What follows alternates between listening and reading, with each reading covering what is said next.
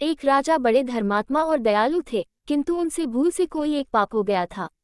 जब उनकी मृत्यु हो गई, तब उन्हें लेने यमराज के दूत आए। यमदूतों ने राजा को कोई कष्ट नहीं दिया। यमराज ने उन्हें इतना ही कहा था कि वे राजा को आदरपूर्वक नरकों के पास से आने वाले रास्ते से ले आवे। राजा की भूल से जो पाप हुआ था, उसका इतना ही दंड था।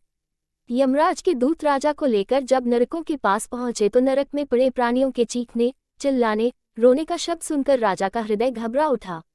वे वहां से जल्दी जल्दी जाने लगे। इसी समय नरक में पड़े जीवों ने उनसे पुकार कर प्रार्थना की, महाराज, आपका कल्याण हो, हम लोगों पर दया करके आप एक घड़ी यहाँ खड़े रहिए। आपके शरीर से लगकर जो हवा यहाँ आती है, उसके लगने से हम लोगों की जलन और पीड़ा एकदम दूर हो जाती है। हमें इससे बड़ा सुख मिल रहा है। राजा ने उन नारकी जीवों की प्रार्थना सुनकर कहा, मित्रों, यदि मेरे यहाँ खड़े रहने से आप लोगों को सुख मिलता है तो मैं पत्थर की भांति अचल होकर यहीं खड़ा रहूंगा। मुझे यहाँ से अब आगे नहीं जाना है। यमदूतों ने राजा से कहा, आप तो धर्मात्मा हैं, आपके खड़े होने का ये स्थान नहीं है। आपके लिए तो स्वर्ग में बहुत उत्तम स्थान बनाए गए हैं। ये तो पापी जीवों के रहने का स्थान है। आप यहाँ से झटपट चले चलें। राजा ने कहा, मुझे स्वर्ग नहीं चाहिए। भूखे प्यासे रहना और नरक की आग में जलते रहना मुझे बहुत अच्छा लगेगा, यदि अकेले मेरे दुख उठाने से इन सब लोगों को सुख मिले। प्राणियों की रक्षा करने और उन्हें सुखी करने में जो सुख है, वैसा सुख तो स्वर्ग या ब्रह्मलोक में भी नहीं है। उसी समय वहां धर्मराज तथा इंद्र आए।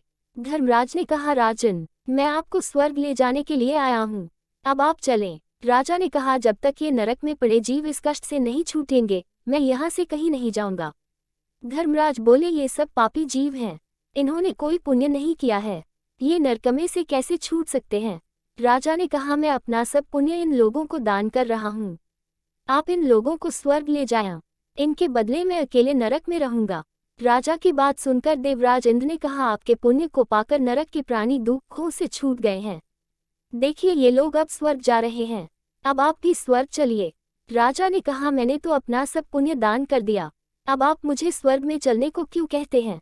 देवराज हंसकर बोले, दान करने से वस्तु घटती नहीं, बढ़ जाती है।